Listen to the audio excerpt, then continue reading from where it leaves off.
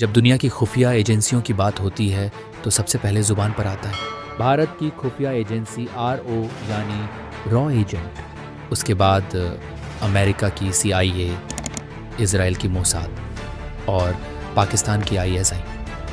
कुछ लोग ये भी बता देते हैं कि सोवियत यूनियन की KGB अब रूस की FSB बन चुकी है। लेकिन जैसे ही बात आती है चीन की तो लोग खामोश हो जाते हैं। कभी आपने सोचा है चीन की खुफिया एजेंसी का नाम क्या है? शायद नहीं।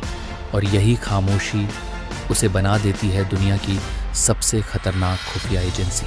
चीन की खुफिया एजेंसी का नाम है मिनिस्ट्री ऑफ स्टेट सिक्योरिटी या शॉर्ट में MSS।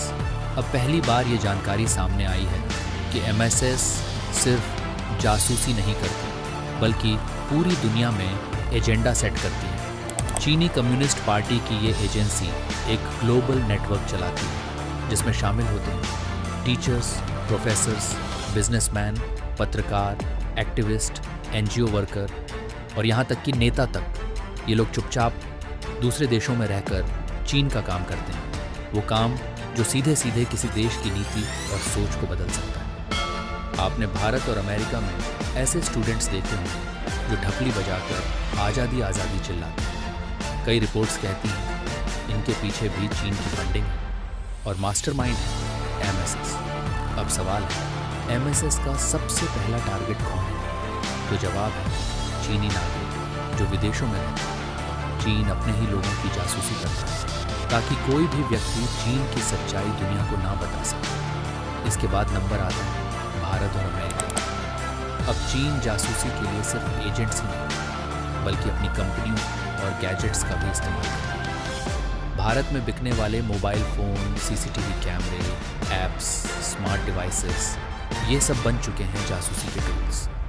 ये गैजेट्स चुपचाप रिकॉर्ड करते हैं हमारी पसंद, नापसंद, सोच, व्यवहार और फिर शुरू होता है ब्रेन वॉश। लेकिन अब भारत सरकार ने एक बड़ा कदम उठाया है।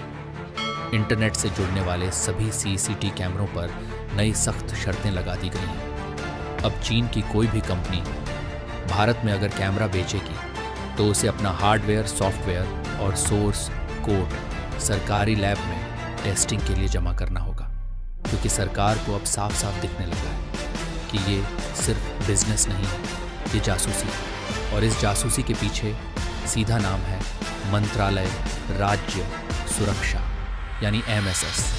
चीन की यह खुफिया एजेंसी अब भारत की नज़र में है और ये लड़ाई अब सिर्फ बॉर्डर तक सीमित नहीं बल्कि हर उस कैमरे तक पहुंच गई है जो आपकी ज़िंदगी की निगरानी करता है। अब वक्त है चीन की हर चाल को बेनकाब करने